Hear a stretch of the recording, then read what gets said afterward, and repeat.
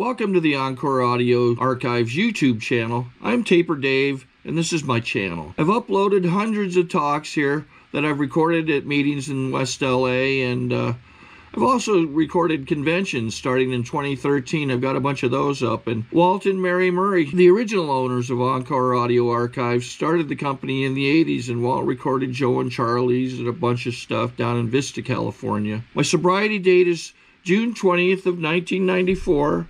I hope you find something you like, so please like and subscribe to my channel and comment down below. If you want to hear something that I don't have or that you don't see, I'll see that I get it. Anyways, take care and have a great day if you want to. Now it is time to introduce our main speaker for tonight, Mindy.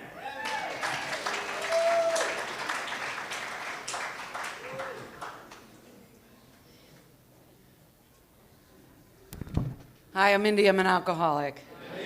Thank you, Joey, and happy birthday, everybody. Welcome newcomers, welcome out-of-towners, and welcome and hey to all the regulars. Wow. You know what? We're staying sober right now. Today we're winning, you know, or winning, right? But we are winning. I'm 31 years sober, by the way, and that's because, yeah, totally. That's because of Alcoholics Anonymous. I'm not better, smarter, braver, or anything. It's just I don't drink no matter what. You know, like they say around here. You know, it's like if you stay sober, you're on a journey, man. So I'm just going to say, like, first of all, I didn't want to be here. I didn't want to show up, okay? I don't like speaking. I don't want to speak. I've been doing this a while, right? So don't want to be here. But it doesn't matter. Just remember that. It doesn't matter that you don't want to be here. You just got to be here. You just got to show up. And because I showed up, I've already had like so much like love and connection, and I'm getting in a meeting, and I'm being a part of. Now I understand that my higher power wants me to say something, and for someone, and as I don't know who that someone is, and I don't know what that something is, I'm just going to say a lot of stuff, and we'll see what flies, you know, so just bear with me. Anyway, I'm going to jump around a lot, and that's just the way it is. Not physically jump, but anyway, something weird happened the other day, and I'm not making myself sound good or anything like that, but somebody called me, someone in AA, I don't know, and they're like, can you come speak, blah, blah, blah. I said no, I couldn't, because it would be too hard to get there, and I'm having some eye problems, and blah, blah. So I said no, and he said, by the way, thank you so much. I'm like, oh, why? He said, I don't know, like, when I was a newcomer a million years ago, I was at this meeting and it was really horrible, and I was new and I couldn't connect and I just hated it, and I was outside and you stood on a wall. Now, I can't imagine standing on a wall, but obviously I stood on a wall and spoke with some guy, some newcomer that I didn't know, that I have no remembrance of. And he said, that really helped. So that's one of the main things I want to say is, you know, it's so great to see the people we love and the people we want to sleep with. You know, it's excellent. But if you just like, every once in a while, just kind of look around, there's someone who's just not feeling so good and just not connecting. And I mean, this guy said this was like 29 years ago. I said, how long sober are you? And when was this? He's like 29 years ago. And I said it would have to be if I was standing on a wall. I cannot imagine doing that today, I promise you. But anyway, but it's just always nice. It's a beautiful thing. You see, because, you know, we're drunks, but we have the ability to touch souls. We have the ability by just saying hi, what's your name, how you doing, by saving souls, by turning someone's life around. And it just takes a second. So I'm just putting that out there. And okay, la la. Is this going to be the tone of the evening? I sure hope not. Anyway, and then there was something else I wanted to tell you. If you stay sober, you're on a journey. It's that simple. It's like being on a road trip, and I hate being in the car, so this is a terrible analogy that I'm giving you, a terrible metaphor, but I don't know why it sticks with me. But it's like sometimes in sobriety, you're like on the road, and you're like, this sucks, man. There's just like road. I hate it. It's so boring. Is this what my higher power wants for me, is just road? You know, but you hang on, because everybody says, hang in there, don't drink a day at a time, don't drink no matter what, just hang on, stay on the journey, that's the car, that's the road. And then all of a sudden you see a 7-Eleven and you're like, oh, thank you, God. I knew that sobriety was going to be interesting, right? So we're satisfied for like 1 minute, pretty much. You know, maybe a week, maybe a month. Maybe we're like, yeah, I got mine. And then we're back on the road. And it's like, this sucks again. How'd this happen? I've gone from 7-Eleven to road again. You know, endless road. You know, and that's the way it is in sobriety sometimes. And then all of a sudden you're at an outlet, one of those weird Barstow outlets or something. And you're like, man, I have hit pay dirt, you know, and then back on the road. Back on the road, and it sucks because we never remember the 7-Eleven or the Barstow Mall. We never remember. That's what's so sweet about us. We're really so sweet that way. We don't, when we're sick, I don't know, when I'm sick, I know it's forever.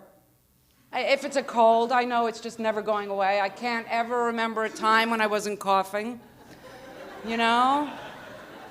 And that's how we are. And then all of a sudden you wake up one day and it shifts. The other image I like, I'm just getting out my good imagery right away, and then God knows what I'll talk about. But the other thing is in sobriety, because I know there are people with time and no time and whatever. I think of sobriety a lot of times in my journey here. It's a wheel. It's like one of those wheel of fortunes. And sometimes you're at the top of the wheel. Nice. It's lovely up there, isn't it? It's excellent. And you think you're going to be there all the time. You know, and then the wheel turns. And you're on the bottom, and you're like, again, you know, the road. You know, really on the bottom, which seems like it's eternity. But I want to tell you, you just don't drink no matter what, and the wheel turns again. You know? Because that's the journey here, is we just keep going. So a little bit about what it was like is when I was very young, I did chewables, baby aspirin. I love that very much. And I tried to get airplane glue. I tried to get airplane glue. I heard about it, and I don't know, I was just drawn to it. And because I have an alcoholic mind. So there was something I heard about it, that it was dangerous, bad, and could do something for you. And I wanted it so much, and my mother wouldn't let me have it. And I just was so like, oh. So I grabbed Elmer's and Duco Cement, and, you know, and I didn't even know what I was doing, but I made an effort. And I would do that throughout my drinking and using, make great effort. And what I love about alcoholics is when we're out there, we make effort. We make efforts. We'll go to any length. I would have this boyfriend, and I'd make him go out with me in a snowstorm in New York City to cop drugs. Now, mind you, I had drugs, but I just thought I needed more. So this poor guy had to go with me and trudge through the snow, you know, so I could get more. And thinking about that, I'm from New York and did all my drinking in New York.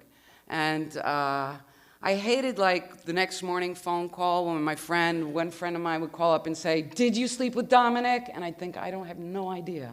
But I was hoping that I didn't, because that was her boyfriend. But I'm just saying, anything. I just always remember, did you sleep with Dominic? Did you sleep with you know, hope not. Anyway.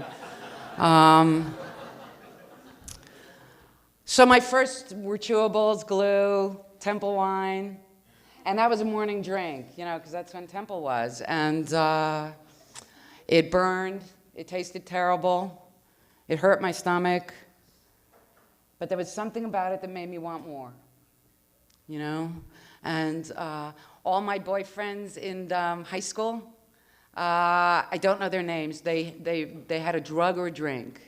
There was one guy I dated, and he brought a bottle of, I think it was called Wild Turkey or Cold Turkey. Probably Wild Turkey. I don't know. It was disgusting.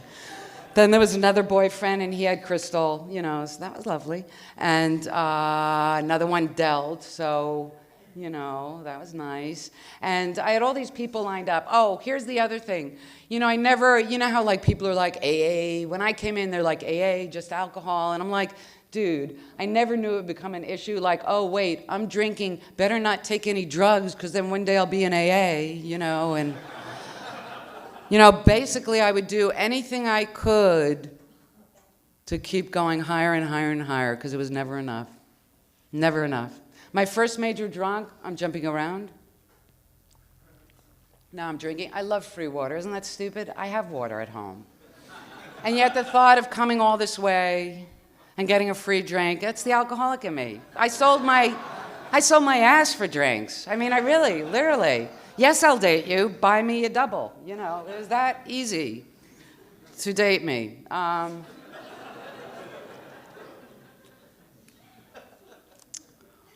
Let's see, I don't know. I'm going to look at my clock and pretend that I'm comprehending the time. Okay. Yeah, first major drunk, 15, at a family party in the morning on an empty stomach. It was a family party with tents and bartenders in an outfit. I was 15 years old, dressed up like a 30-year-old. I couldn't have felt more awkward and looked more awkward. And I went right over to the bartender, and I don't know how I knew to do it. I asked for a screwdriver. Then I had 7 screwdrivers. Then I had a couple of whiskey sours. I was new to the game, and a couple of cream de mints.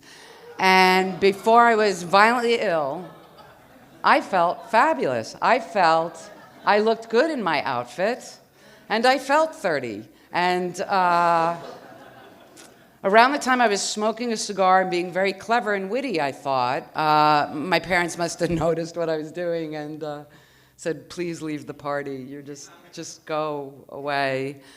And I remember being in my bedroom and people were going by, you know, just looking at the house or whatever, on a little tour or whatever. And they said, oh, poor Mindy, she's had too much to drink. And I tried to get my head up and I said, no, you don't understand, it's not the alcohol.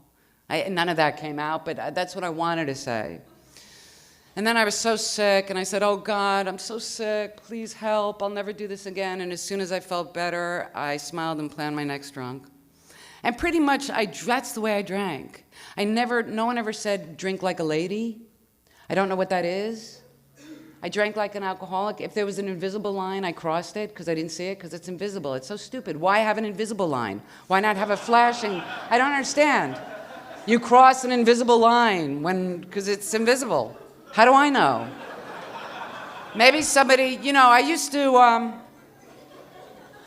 kind of be so resentful, like if only somebody had told me I'd burn out so young, I could have made it last, I could have been a little quieter, you know, not done so much, partied so hard, you know.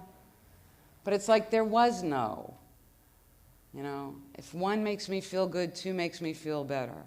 3 makes me feel better. Even if it doesn't, I'm going for 4, 5, and 6, and I'm going till I throw up. I threw up on you. I remember, it was so funny because I was just going to say, I remember I threw up on my disco pants. Okay, that dates me, I understand.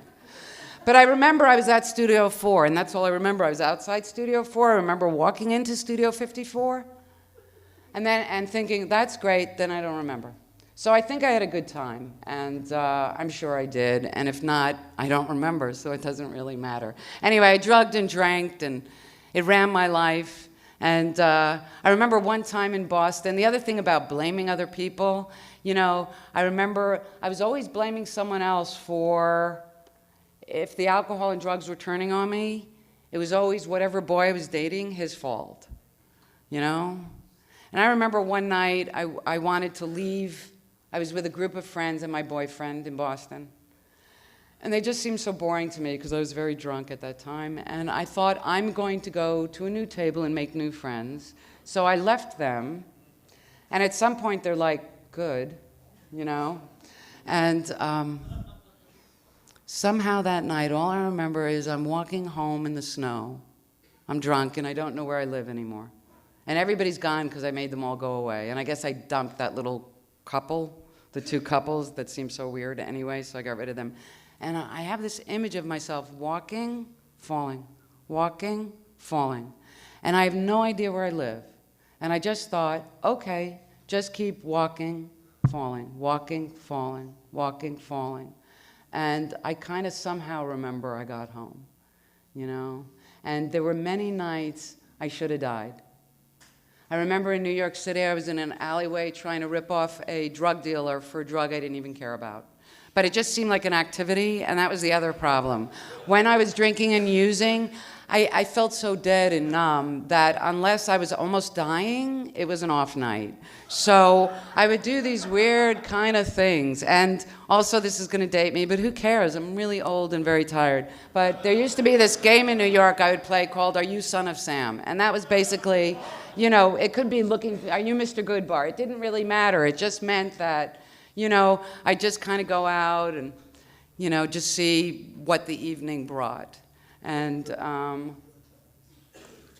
there were many nights, I don't know how I lived, and the only reason is I just didn't die. It's not like I did anything so brilliant. Do you know what I mean? It's not like I did anything to not die. It's just, I just didn't happen to die. So, drug, drank. I wanted to die. I was depressed. I didn't care about my life. I didn't care about anything. And so I took a hair geographic. I cut my hair, and I felt better. And it was like miraculous. I felt, I don't know, I felt springy and full of hope, and you know, I didn't quit drinking or drugging. I just kind of like took, you know, some people take a geographic, they pack. That would be too much for me. I just cut my hair. And it was fabulous. And I felt good for a few days. And then I plummeted back down into, you know, my disease. My older sister came into Alcoholics Anonymous, and we felt so sad for her. It was just like one more thing she was doing that was against the family thinking, you know? And she got sober, and I went to a meeting with her. I mean, she was such a mess. So I thought, okay, you know, she, of course, was trying to help me, but I just thought, oh, you're so pathetic, and but I'll go with you to help my poor sick sister. And I went to the meeting, and I didn't like it. I mean, I felt sorry for you. I thought, oh, these poor people, they can't drink and use. They have cookies, but they can't drink and use. They have coffee, but they, you know, they're smiling because they have cookies. I mean, I didn't get it. I didn't know why you were smiling, and I felt so sad. It was a downer. It was like, oh, this is depressing. You mean you don't drink and drug and like you're happy? So I thought there was a difference between us, because if I didn't drink or drug, I would not be happy. Anyway, the seed was planted, and my sister did this weird thing. She like got sober, and at 4 months of sobriety, she moved away from us all. And that was shocking, because none of us could, I mean, from a large family, and we're all kind of like trapped in New York, stuck with each other, and like no one had ever broken free. So there was this connection that if you get sober, you might be able to get away from each other. You might, like something could happen. Anyway, last bit of the drunk-a-log is, oh, I have a great, no, I ruined it because I said it's a great story, so you're going to think, well, not really. I ruined it already. Sorry to interrupt your viewing. Taper Dave here. Just wanted to take a second to ask you to like and subscribe to my channel. Let me know if you like what you're listening. I've got some very good talks here, and this one's a great one. Just curious, do you think this is better than Zoom? Tell me what you think. Anyway, it always amuses me. One night I was in the village again, too late, too drunk, too loaded, inappropriate, you know, and some guy's like, some strangers selling stuff. He's like, you want, you know, they'd walk around, they'd go, dusk. I go, sure, you know, again, open-minded, you know, very open. So someone else said, hey, you want some black plastic? I'm like, definitely up for plastic. Black plastic, excellent, you know. So I bought some, and I popped it, and like I waited, and nothing happened. And, you know, that's what it was plastic. I had tried to get off on plastic, you know. And it burned me for years, you know, because I'm a pretty smart girl, but guess not. I thought black plastic was the rage. And someone who's not really listening to me and kind of listening and not listening right now, all they're going to remember is, man, I wish I had done some black plastic. They're not going to hear the part that it never kicked in, you know? They're just, because we're alcoholics. All we know is, man, I missed black plastic. I missed many more years of insanity, death, and wet brain. Shit, you know? Anyway, I wound up in Roosevelt Detox in 1979. And thought it was a bad idea right away. And got dressed to leave that night. I thought, no one gets sober on the weekend. This is crazy. And they knocked me out, and woke up the next day and got dressed to leave. And I don't know, they kept talking me off the ledge. And there was this little voice of, as I was staring out at the Flame Bar, Restaurant, and Grill outside, on the side street outside there on the detox hospital, I looked at people going in and out, and all I wanted was to be in that bar. And I had like a moment of clarity, and I thought, look at you. You know, because you're an alcoholic, you're locked up. You know, and now look at the other side of the street where people are coming and going. You know, what do you want? And a little voice said to me, you can always go back, you can't always go forward. You know, I can always go back to drinking and dying. No one will stop me. But you can't always go forward. Anyway, I wound up staying all the days, and I was so scared to leave. At first, I wanted to leave every day, and then when it was time to leave, I'm like, man, I want to stay. I'm like scared. And I got home, and I got to my apartment, and me and this old guy, Charlie, split a cab because we both lived on East End, and we kept each other sober in the cab. And then I got into my apartment, and I got down on my knees, not to pray, but to look for drugs under my bed and any booze that was. I had no program. And some guy that wanted to date me from detox, you know how fetching we look with the yellow skin and the matted, crazy eyes, hair, and you know how cute we are in our little robes when we're just so psycho. And so he had gotten out 2 days before, and this man called, you know, but he knew when I was getting out exactly to the time, and he called me and he said, how are you? And I said, not good. He said, do you want to meet me at a meeting? I said, I don't think I can get there. He said, I'll get you. Now what he wanted was to date me. But what he did was he got me to a meeting. See, I'd been to A before, I forgot to tell you. I even had 60 days of sobriety. And I thought to myself, if I don't get out, I'm never getting out. You know, I had no intentions of staying sober. It was accidentally working in spite of everything I was doing. And then when I did get back out, it was worse. It was worse, you know. And many nights I thought, you're just gonna die. And I didn't care. See, because the disease of alcoholism doesn't really care. You notice that? Like the disease says, go to that bar, no one loves you. You're a loser, go to the bar. Life's never gonna get better. Like the disease is psychic. Do you ever wonder, is your disease psychic? Like it actually knows what it's talking about? I foretell your life will be miserable. Go have a drug, you know. Based on what, disease, idiot, you know? Anyway, I had a disease that spoke to me all the time. I was not a graceful newcomer, and, you know, I was not graceful at all, nothing about that, and I wanted to drink every day. I had no pink cloud or whatever cloud, or didn't even look up and see the clouds. I was very unhappy. When do I stop? Did you warn me on any level yet? Okay. I have 15 minutes left? Okay, well, let's use them wisely, shall we? Anyway, I was one of those newcomers where I remember I was in my apartment, I broke a $5 jar of coffee, and I was like, oh God, is this kind of stuff gonna happen to me in sobriety? And this is more than I can handle, and I can't take it, God, and HP, and you know. I ran to a meeting, and I'm like, you're never gonna believe what happened. I was in my apartment and the jar broke. Not I dropped it. I never took responsibility. Somehow it magnetically dropped, I don't know. And the jar broke and there's coffee anywhere. And if this kind of shit is gonna keep going on, I can't make it. I can't stay sober through this kind of. And AA laughed. And then they said, we'll help you clean it up. We'll help you clean it up. You can get through this. No, but how lovely, how nice of you, how kind of you. We'll help you get through this. You know, you can get through this and we'll help you clean it up. And of course I couldn't accept your help, so I'm like, no, you know, never mind, not a big deal. You know, I kept thinking for something where everybody's gonna go, oh man, did you see what happened to Mindy? She bought the wrong t-shirt. Oh no, AA can't handle this. You know, and everything I brought to you, you're like, you can get through it, you can get through it. I remember, I just tell a lot of stories, you know, and any of them fly, they may stick with you. Sometimes I feel like, sometimes the story just gets logged in your head. And I remember I'd moved to California, I was 3 years sober at the time, and I was devastated over some person, place, or thing. Maybe some guy dumped me, I didn't get a job, or whatever, disease was trash talking. Whatever it was, it doesn't matter. And I'm in this phone booth and the disease is talking to me, and I see on the bottom of the floor Heineken with a cigarette butt floating in it. Don't judge. And my disease said, you're in denial, and my disease said, drink around the butt. Seriously. Now, I'm a Scotch drinker, so Heineken means nothing. Heineken was like breakfast. You know, I mean, I was a daily drinker, so Heineken was like, I didn't even count that as booze. I mean, Scotch was a drink, and Heineken was, you know, cereal. I don't know.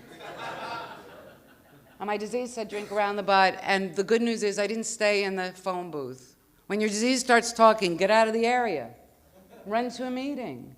And I tell you, the thing that I wanted to drink and die over that day, I don't even remember. And that's what happens. It's only worth dying for in the moment. But if you hang on and you stick around and you look back upon it, you're like, that's him, it, her, that job, that, really? I'm having a little problem right now. I have a upgrade in a prescription, and I'm not doing well in them. I have a weirdness, of course. I'm so unique. I have a weird double vision problem that can get tripped off when my prescription changes. And so, I'm not having fun. And I'm trying to let the prescription work. I'm giving it a couple of days. It's day 3, not happy. And I thought, well, okay. Now, that's not a big deal. Yes, you're not happy. You can still show up. Just close one eye if anything weird happens, And that's 10, right? Or are you just saying hallelujah? Okay. Hallelujah. I'm saved. Anyway, but in all honesty, I'm not happy, but I got to keep it on a level. You understand? Because as an alcoholic, I'll put it to the roof. Oh, my God, oh, my God. It's like, bring it down a notch, babe. Bring it way down. Worst that'll happen is you'll have a headache and a couple of days where you're not so happy. Not every minute of the day is unhappy. See, I find as an alcoholic, how they say we can start our day over? You can. I also like the idea that you can just look in another direction. Close your eyes. Start over. Change your attitude. Change your vision. Change your perspective. I like to tell this story for no reason. You're getting a lot of stories today. I was working on this, it's so funny. You just got to go with whatever. Like, there's the journey, then there's what you think the journey is, okay? And that's the struggle. Once you get the alcohol and drugs put down, and you consistently keep that down, you're going to be okay. You just don't drink no matter what happens internally, externally, worldly. It doesn't matter. You don't drink no matter what, and somehow life continues. But the biggest problem for me as an alcoholic is my plan, my idea, and what I think the deal is. I stopped drinking and drugging, the only thing I ever loved, and then you give me what? What? You give me, what are you thinking? And there has to be an adjustment because there's the divine plan, which I don't understand. Don't always understand. Sometimes maybe I get a glimpse. But what I do is I trust. I trust in the plan. I trust that whatever is unfolding today is exactly as it's supposed to be. There is a hidden blessing and a hidden gift, maybe in my little eye thing. Maybe it's helping me to see things differently. Maybe it's just allowing me to test my own inner muscles. I didn't know I could get through a broken coffee jar until I got through a broken coffee jar, Or life happens. I remember once my car was stolen. And I'm like, oh, God, oh, God. And then I bought a new car, and I'm like, oh, God wants me to have a bigger car. Abundance. I must have worked the 3rd step appropriately. I've done this. So now I have a bigger car, a bigger, better car that I didn't want. 2 days into having this bigger, better car that I didn't want, someone plows into the bigger, better car. Both things happened. I was not in the car, no harm to me. I'm like, what is the deeper meaning? What is the deeper meaning here? Does God want me to move off this street? Was I not spiritually ready to take possession of the bigger, better car? Okay. Anyway, bottom line, there's not always a deeper meaning. It's just sometimes someone steals your car. There's a lot of things that are just going to happen in life. When I was 20 years sober, I had breast cancer. And I had a double mastectomy. And some of you know the story because you know me, and it was rough. It was terrible. It was a lot to go through. And now look where it wound up in my pitch. Like at the end, I'm only giving it a minute. But it's just things happen in sobriety. I've also had a stretch limo pick me up for me. I didn't buy it. I didn't rent it. It came so it's like, yeah, sometimes there's a stretch limo, and then sometimes there's something you don't like so much. But my only choice is to do it, is to stay on the path and watch the journey unfold. I think for me, this is my opinion, you don't have to agree. How are we doing? You're so sweet. This is like Sesame Street. I'm torturing you. Just like that. Okay. I forgot what I was saying. Oh, for me, this is where I'm at. You know, the day my mother died, I didn't want to stay sober anymore. I really didn't care. I've already made it into way double digits. Come on, I'm 31 years sober. It's like I just wanted to jump in the grave. It just ripped my heart apart. And you know what? I got through it. I went to a meeting, not because I felt you'd help at all, because the pain was something you couldn't touch. You know, I thought a double mastectomy was bad until my mother died. Then that was worse than anything I'd ever suffered. And I wanted to die. And I went to a meeting and you hugged me and I don't know, I think that helped. I'm not sure, but I went anyway. Just like showing up tonight, you go anyway. It's not going to take away what I have to process, but you just keep going no matter what. Anyway, hey, no, I'm kidding. She's giving me the time. I can tell you now it's been, I don't know, maybe 7 years. My mother's death transformed me in a way that you couldn't possibly imagine. It was brilliant, and only my mother's dying and my longing for her shot me into the spiritual dimension in a way. I mean, I was good, and the gate was always open, but not like this. Not like this. And so today I feel, oh, you know, yeah, my mom, my dad, they're around me. It's lovely. You know, she was going to die. So the thing that destroyed me, do I look destroyed? Or do I feel absolute faith and trust in the plan? You know, look who I've become. You know, sometimes we don't see where we're going. And then that's when you just have to have faith. A silly little story, my nephew, I carve wood, and not lately, but I used to carve a lot of wood, and my nephew likes to come over and stab it, and then he wants to sell it, and, you know, he has his own way of doing art, and, you know, his takes a short time, and he always wants to sell. Me, I just take forever and just leave it there. But anyway, there was an extra piece of wood, and it was a crappy piece, and it didn't look like anything to me, and I'm like, ugh, all right, I'll just clean it up for Alex. It's not good enough for me, so his next sleepover when he wants to stab, whatever, I'll have wood for him, so I'm cleaning this up, and I'm thinking, this shit, it's nothing, it's not worth my time, it's not for me. And I'm cleaning it, you know, scraping it, trying to make it look somewhat like a square again, and all of a sudden I see this beautiful angel in the wood. I don't know, I just saw her. And I'm like, oh my God, I didn't know you were there. You know, and I made this beautiful, peaceful carving out of this crap piece of wood. It's like we don't always see where we're going. We don't always see what we're becoming.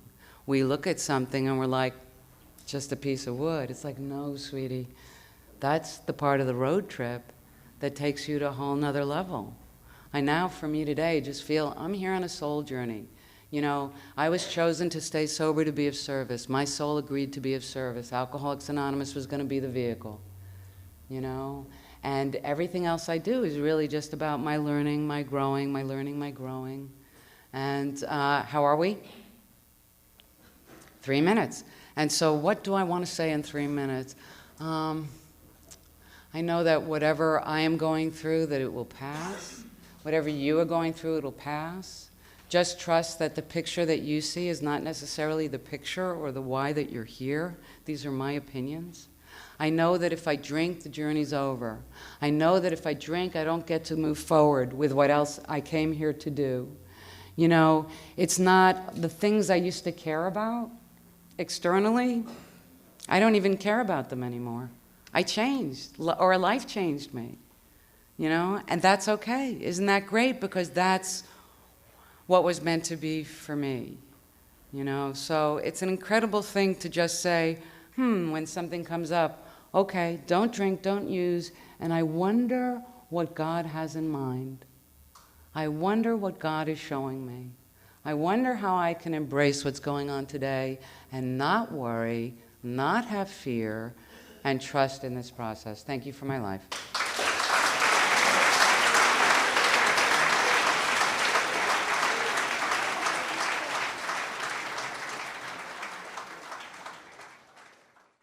I think we got a great talk going on here. Thanks for watching the channel. Taper Dave here. Just curious, do you think this is better than Zoom? Okay, this is how I prepare my drone for launching. I like to do it inside the cab of my truck so I'm not standing outside in the weather. To install the joysticks for control, up and down, right and left, powered on. I have an Android phone that I use to connect it to the drone with.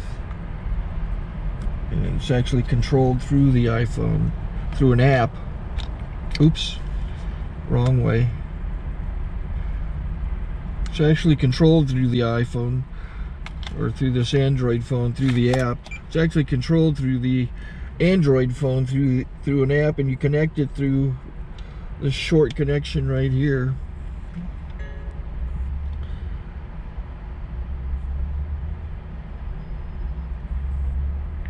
Remote control connected. Remote control is connected. So I pull out the drone. I have to extend the legs. Long legs extended first, then the short legs. Remove the gimbal protector. Set that aside, then power it on one short burst, then one long burst. I lay it down. So I have to go to calibrate. So the drone's not connected yet. It shows you here as this drone gets disconnected, even though the remote's powered on. So the drone has to establish it's connected. So I go into the app to calibration mode. First I'll calibrate the remote controller. Start calibration.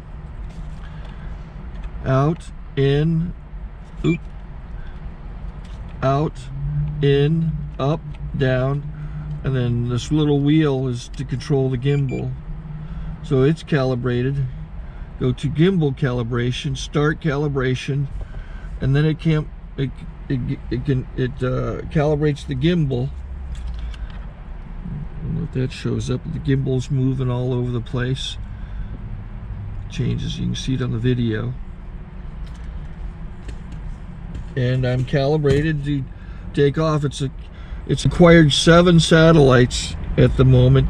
There are 26 satellites up in the sky, which it has to acquire before you can take off. So it's connected.